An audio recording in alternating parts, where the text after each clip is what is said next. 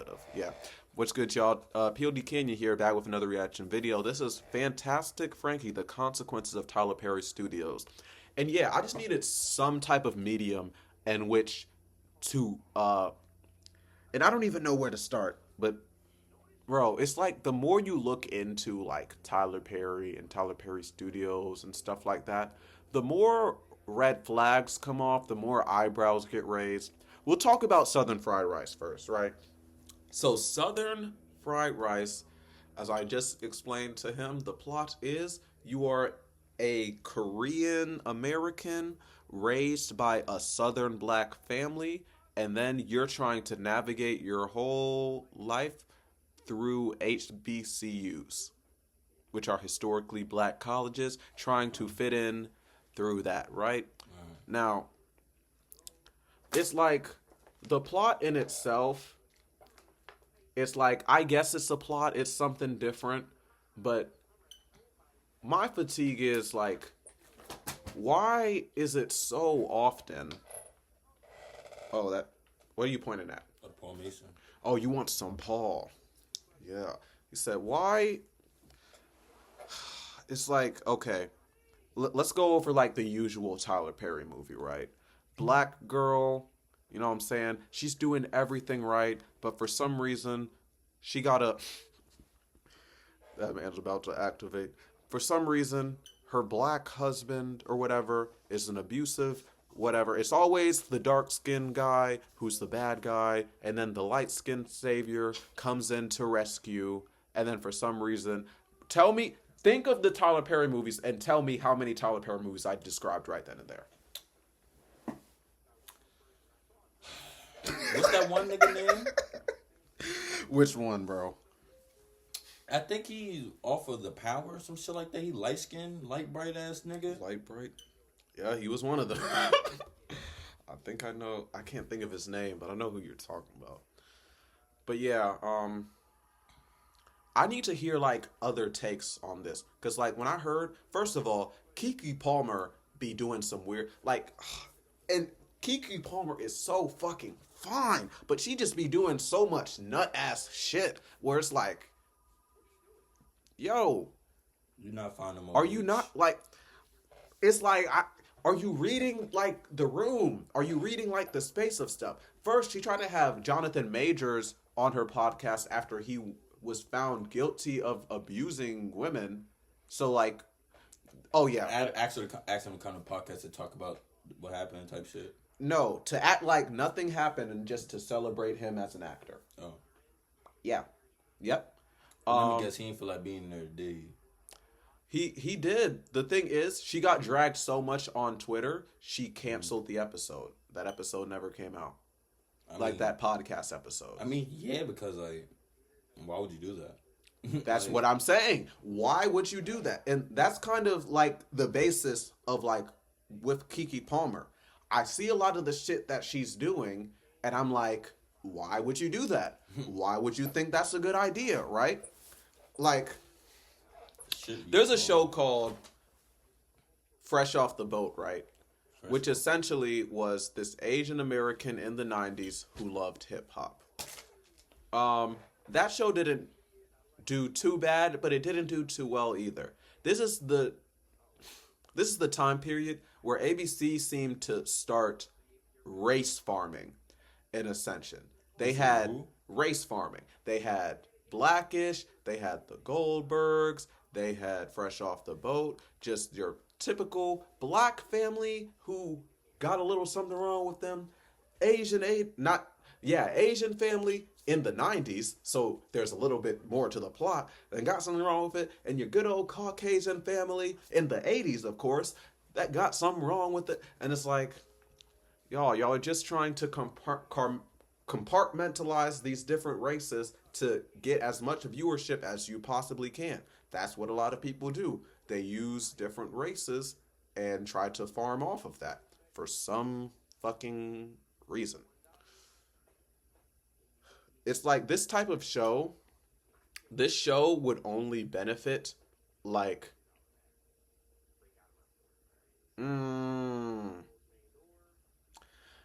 I'm just seeing this. If y'all remember when Summerl Sears, a Jamaican, realizes selling out won't get you white support.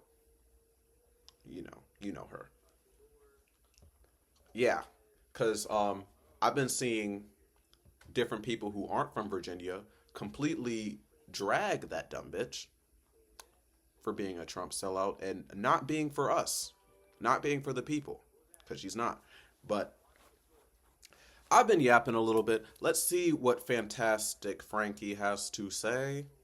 And then I'll add on to it when, what I'm saying. Y'all know how we do this. Was far worse than I could have ever anticipated. Black people are loud, violent, struggling, perpetually looking to make a buck. We hear our president talk about it, we hear people discuss it, and we are constantly fighting that narrative.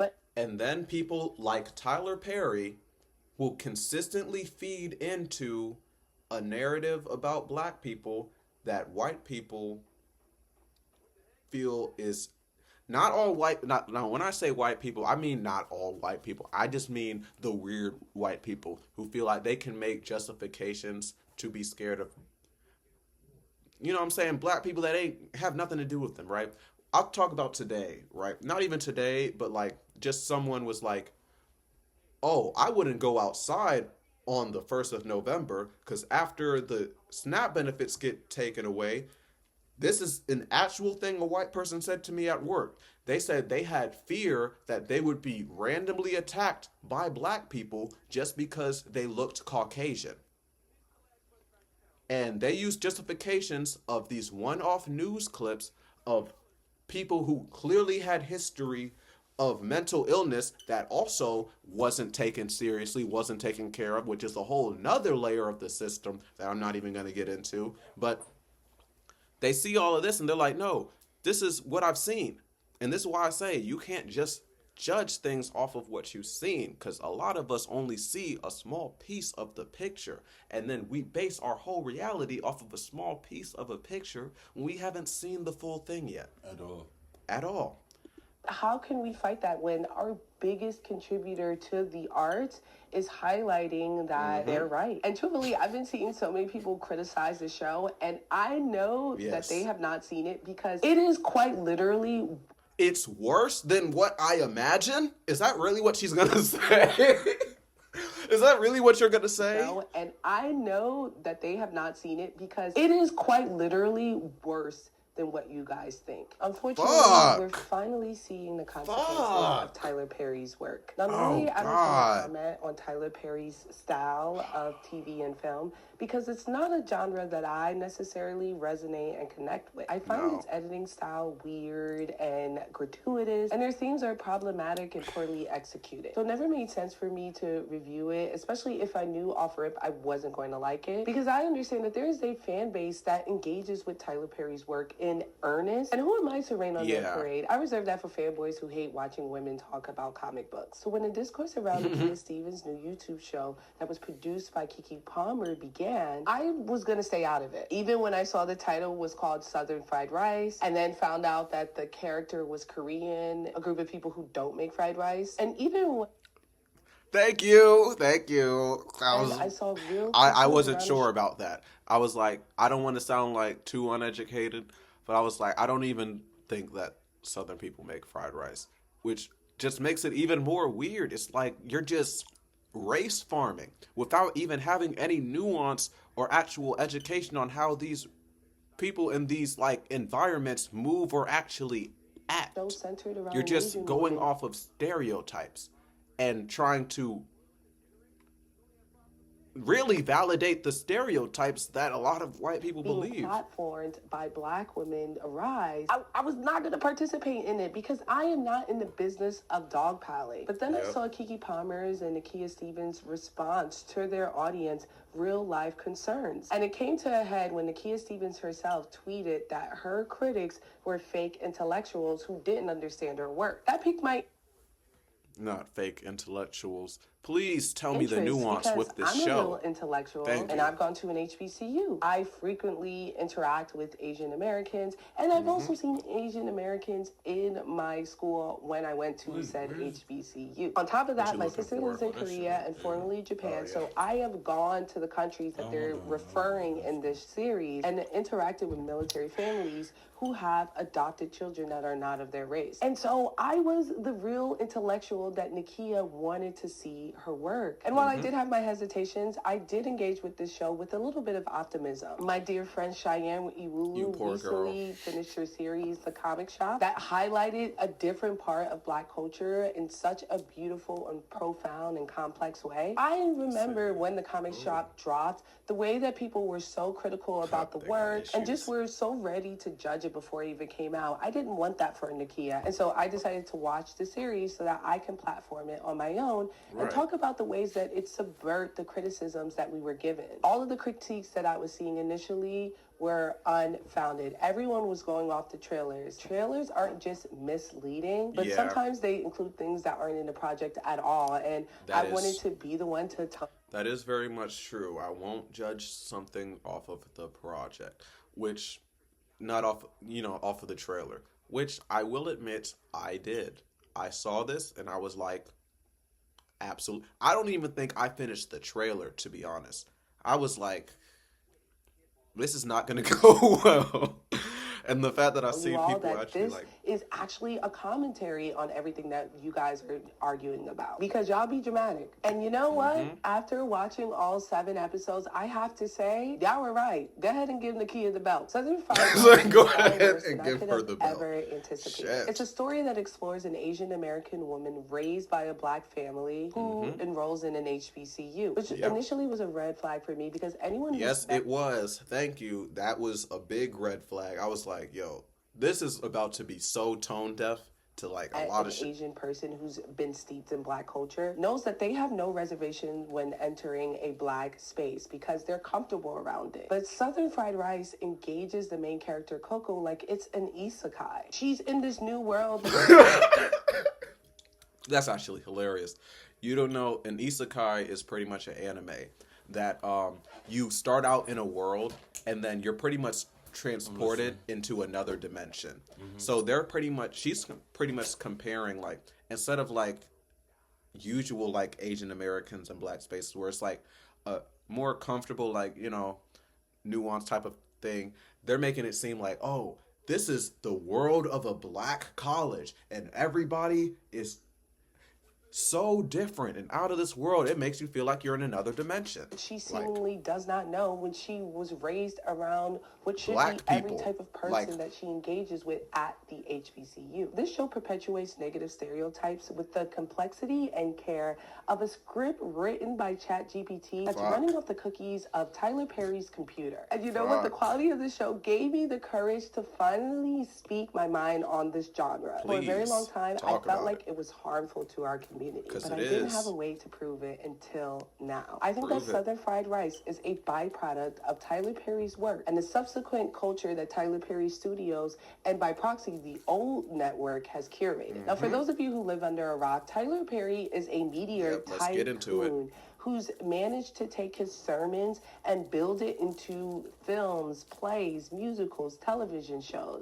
And if you look into Tyler Perry, there's just like his history, right? Like you'll see like people have like steeps, like, you know what I'm saying? Steve Harvey was living in his car for 3 years before he finally got his big break and started doing all the stuff that he did.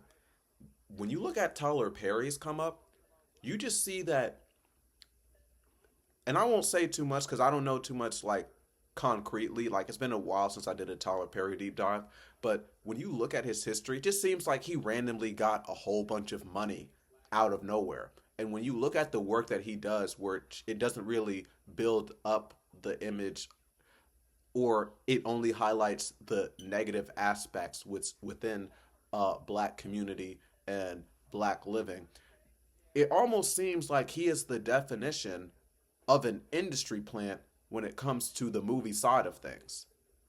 He only pushes negative narratives. He only validates negative stereotypes.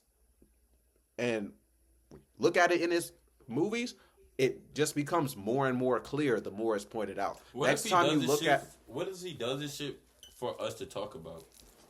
But the thing is, okay, so like, let's say he did this for us to talk about. Mm-hmm. Do you think it would be possible for him to make a story for us to be able to talk about something within our community without outwardly portraying us in a way that is beyond reason? Do you think he could have done both of those at the same time? And, you know, it's okay for you to say no, because the thing is with a lot of things is it's hard for us to envision something that hasn't actively been done over and over again. When you see somebody do something over and over again a certain way, it's easy, especially if like him saying something like that. Let's say he said that. It's like, no, this is the only way I could have done that. And you see, like, eventually, I actually did create a conversation that was positive. But no, it took us rebuttaling what other people believed and them using certain movies like, no, that doesn't even accurately reflect black people. But, you know, or black people as a whole. But a lot of times they have that small lens and they're only focusing on what they want to see. And it's like, it could be understandable if Tyler Perry changed up the main, like, nuance or the main message he's trying to get across. But once again, I'll say this. It's a good 70% of these movies. He is hammering home some stereotypes. And there's only so much you can give somebody a benefit of the doubt before it's just like, all right, my nigga, you're clearly doing this on purpose. You are clearly not for the black community. Because he has been called out over and over again by other movie producers. Mm-hmm. Other black movie producers like Spike Lee and shit that do not like this nigga. And the only thing Spike that Lee he don't could... fuck with him? Spike Lee does not fuck with Tyler Perry at all. Because he's a... Pretty much, he says the stuff that I said, except without a filter. Trash panda, coon, not for the black community at all. And what does Tyler Perry say? Like just nothing. A bowl full of nothing, because he knows he's a puppet. It's like, me personally, if I heard another black person, you know what I'm saying, trying to accuse me of being a trash panda, I would pull out receipts of me being for the black community and say, shut your bitch ass up. But he didn't do that. He didn't even deny that he wasn't against the black community. He just tried to write off whatever Spike Lee was saying as dismissive, which is kind of... Let me stop. Ultimately earning him $1 billion and helping him build his own studio where he can just push out projects back to back. Tyler Perry manages to weave in comically harmful stereotypes into all of his work. Like, it's a running joke at this point. Yeah. He highlights dark-skinned men as abusive, violent, hypersexuals, and in some cases, disease-ridden. Light-skinned and biracial women are harlots and mistresses, or in some cases, victims that deserve love. And brown-skinned and dark-skinned women are relegated to be perpetual strugglers, pulling themselves up by their bootstraps. And you know what? The masses eat it up, which obviously is a red flag within itself. I will never be able to be as big as some of my peers simply for the fact that I am very radical, very pro-black, and very pro-women in my work. And unfortunately, the masses will never be able to resonate with that. That's why we're starting to see things like Tyler, the Creator, having to face the type of work that he puts out, because when you make something that's palpable for a general audience, something has to give. Black culture has always been profitable, and Tyler Perry's easy, digestible work serves as a sort of gateway, not just for black people, but for conservatives to enter into black culture, which puts them in this echo chamber that confirms their already very negative stereotypes on black people. That's another thing. An echo chamber is just another metaphor with the bigger picture and you just looking in there. If you're in an echo chamber, you are only hearing the stuff that you want to hear. Yeah. You are not hearing other perspectives. You are only revalidating your own opinions. Yeah. So, boom. Wasn't I right? Didn't I do that? And if they say anything that's other than, yeah, you're right. You know what I'm saying? You're going to automatically block that out. That's you putting yourself in an echo chamber. You only want to hear the stuff that validate what you say. And is creating work that is confirming what they always believed us to be. Black people are loud, violent, struggling, perpetually looking to make a buck. We are constantly fighting that narrative. But how can we fight that when our biggest contributor to the arts is highlighting that they're right? But I've always been quiet about his work because at the end of the day, Tyler Perry has always been a net positive. His projects employ thousands of Black people, occasionally revitalizing the careers of Black actors who are falling out of the limelight. And you know what? Paying them well. Both Taraji B. Henson and Megan Good have noted that Tyler Perry has given them the highest paying jobs that they've gotten in Hollywood. The job market is hungry for cyber and IT talent and expected to stay that way, which means it might be a smart time to think about a degree. Period. But I'm starting to realize that all of the benefits that we're seeing within the Black community coming from Tyler Perry Studios are coming at a cost that I'm not sure I want us to pay anymore. Tyler Perry insists on writing his feature-length films and series all by himself, even goes so far as to that's why it's so repetitive about writing a film within a weekend. And let me tell you, it's easy to tell. Beyond him perpetuating stereotypes, his stories typically lack basic structure, includes entry-level editing and directing, over-the-top performances that aligns it with studios like Lifetime, condemning the talent that he revitalizes careers for or puts on the map to low-quality work. And because it's Black work powered by Black people, we are inclined to defend it, even when we know in our hearts of hearts that it's not good. And at a time where we actively see the government fighting against intellectualism and media literacy, Tyler Perry decided to align himself with this anti-intellectualism by labeling his critics uppity Negroes who don't like or understand Black culture. Yep. That's where I said this is probably. I'm pretty sure this is his This is his response to Spike Lee. I'm almost sure of it. So Tyler Perry dismisses highbrow Negroes criticizing his films. Get out of here with that bullshit. Who are you to be able to say which Black story is important or should be told? So completely like or understand dismissing Black culture. That's right. A billionaire told a bunch of Black people that they don't understand their own culture and are out of touch, confirming to the masses that aren't Black that Black people aren't a monolith. And if you don't like that certain style, you are not in touch with your Blackness. Which brings us back to Nakia, Keke Palmer, and their work with Southern Fried Rice. This show is the ultimate homage to Tyler Perry Studios and all of his work. The main antagonist in this show is dark-skinned, natural hair, plus size, and very pro-Black, who begins hating on this woman simply because she isn't Black. The protagonist's cousin/best friend is pregnant and working at Walgreens, a fact that she mentions every single time that they interact with each other. And beyond all the men on campus losing it over the protagonist, who is an Asian woman, the love triangle that's put into place includes a rapper who is trying to date every type of non-Black woman that he could find, and the stereotypical good boy who literally wears an Arthur costume during the Halloween episode. And let me tell you, whatever risk that the Black and Asian community had before the series came out has been rectified by this show, because the negative stereotypes don't just stop at Black culture. The main character, which they established as a Korean immigrant raised by Black people, is consistently aligning herself with Chinese culture and tropes and aesthetic, going so far as wearing an Amazon Oriental labeled costume for her Halloween episode, and not once correcting anyone who aligns her with Chinese culture. And she comfortably plays what feels like a version of Aquafina when she was rapping on. Dude, that's the thing that immediately made me say absolutely not. I was like, hopefully her character wasn't completely Aquafina, but dude, I was like, I do not need to see like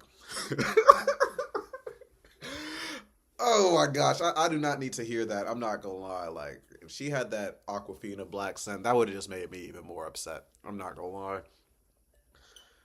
But fuck. It's like that like mistaking Korean for Chinese and like not even like dog. That's like when you see a Puerto Rican and you try to say they're Spanish. Like, no, they're gonna tweak up on you. Cause like, no, that's not the same thing. Not all Puerto Ricans are Hispanic. Literally. It's the same thing. Just because he's Korean, that has nothing to do with China. At all. Like, You can be but Korean. you What can the fuck? like, yes, that's what I'm saying. It is like, for them to not even call this out in her character just shows like the lack of attention to detail that they're putting in this. They're just making her this race to put it a part of the plot line, but it's not taken seriously, because if her race was actually a part of the plot line, little stuff like that with her being an Asian American character would have affected her. It would have played a part, even if she was raised by black people. And you know what? I could forgive all of that. And I think we would have all let that show just, exist on YouTube and not engage with What it was if the showrunner didn't try to label people who had concerns over the show as fake intellectuals. Just like her predecessors, instead of taking in constructive criticism from the audience that you're trying to sell. Because that's what a genuine artist does, especially, To. They're dismissing us and ultimately trying to say that we don't love ourselves, when in reality, it's the opposite. We love ourselves so much that we are not going to accept this anymore from any type of studio. And truthfully, I've been seeing so many people criticize the show, and I know that they have not seen. What a terrible response. I think that beyond the obviously egregious part of this situation is the fact that they named the show Southern Fried Rice. Koreans aren't famous for fried rice. How are you supposed to be uplifting black and brown people, but you're mixing up your brown people? It because it is quite literally worse than what you guys think.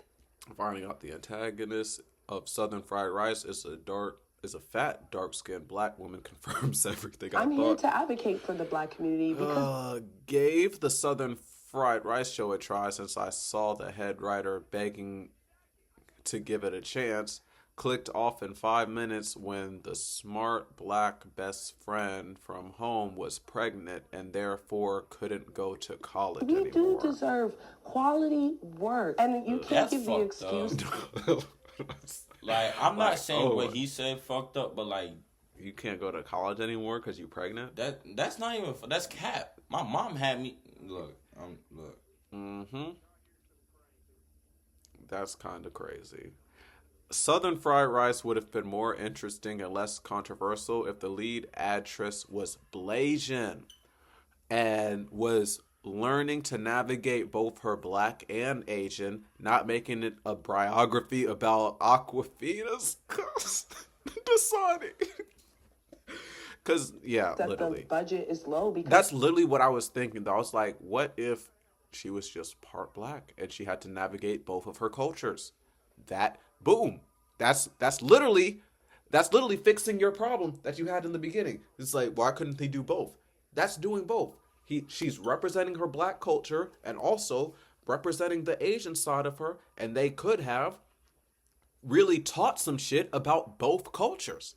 But nah, no. Honestly, I've seen work. No, they need They need us to see that black people are always struggling, obnoxious, and always out to get money, however necessary. And YouTube with considerably lower budgets that are thoughtful and insightful, like and Kiki, well-made, baby. that don't Why would you do perpetuate this? Stereotypes that we have been Why, condemned Kiki? to watch Why? since the beginning of us being shown on film. And I feel like we're at a point where we're just so happy of representation and so happy to see work done by us that we're afraid to say something about it because, we don't want it to disappear. We just got it.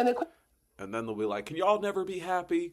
Y'all are getting y'all representation, but y'all always want to complain about something. I already know. The question how becomes, y'all be, in this political climate, why not take time to portray the Black community as it is, which at its core is accepting to a fault. Our culture is all over the world, and we don't reap any benefits from it. We are always so willing and ready to invite people to the cookout. In fact, I think it's harder for people within the diaspora to engage within the culture. People be too quick to be inviting other people to the cookout, bro.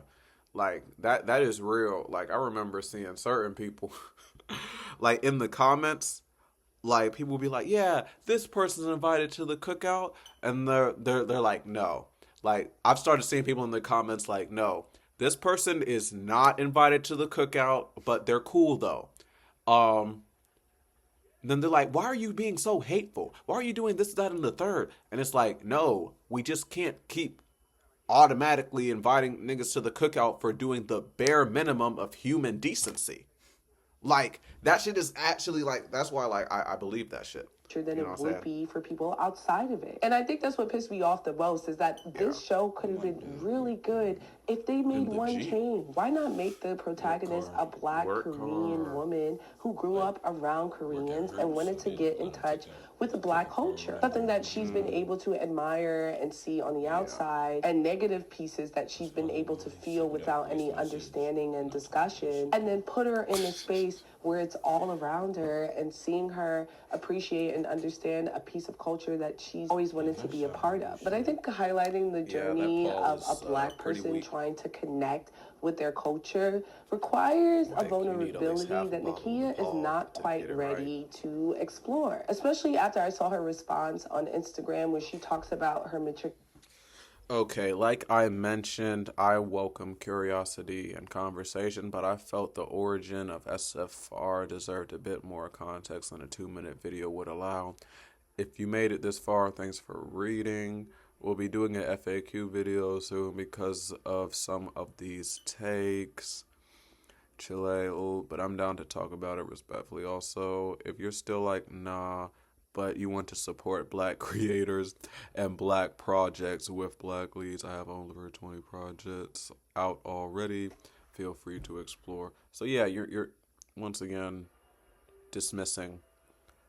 It's like you're trying to seem like you're open for it, but it's like you didn't address the concerns once. You just said, because of, I'm gonna put out a video explaining stuff because some of these takes, Chile.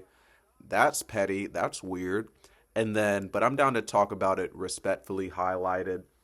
Also, if you're still like, nah, but you want to support Black creators and projects with Black leads, almost like that's not what people be wanting to do in like a regular scenario. That's a little weird. It's like, no, you made something that's weird and you got called out about it, and it will continue to happen. You can keep on making all these other excuses like, oh, it's just this, that, and the third. But if you keep on making out coon content, we will call you out about that shit. She already explained it pretty well. Like, we gonna finish out this video and then, yeah. At an HBCU, where she chronicles that not only did she hang out mostly with the Chinese exchange students, that she took time abroad away from her HBCU, which I think ultimately alienated her from not just Black culture, but the Black experience at the HBCU. Because watching the show and the way that they wrote some of the institutions, some of the relationships, made me feel like she didn't go to an HBCU at all. So I was befuddled to find out that she did, because, you know, these are experiences that she should be well versed in. Listen, literally. I am glad that there is more Black work that we could dissect and analyze, because that's my jam. And I'm typically finding myself complaining about the complexities by white art. And you know what? At the end of the day, that audience doesn't care. But y'all care, and so do I. And that's why I wanted to talk about this show. Honestly, at the end of the day, she made a piece of art that incited a feeling and is making us all discuss it. And so in that regard, I think she did achieve something. I just think the execution, the writing, honestly, everything about the show could use a lot of improvement. And so I'm not going to grade it because it's not going to be good, and I don't want to bring another black woman down in that regard. I'm just hoping that at some point she can internalize the criticism that we're having for the show. Honestly, and actually take it into account, because I do believe that Keke Palmer has the ability to make something actually nuanced. But at first, you got to actually be reading the room. Because so far with this year, Keke Palmer, you have not been reading the fucking room. Like, good God. But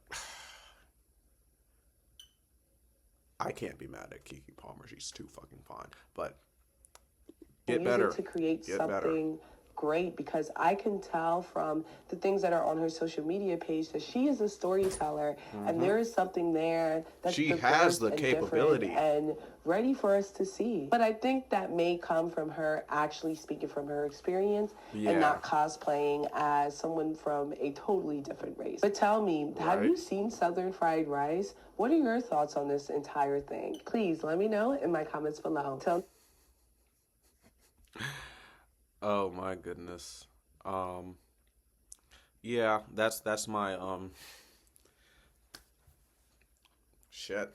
Yeah, she said pretty much everything I had to say.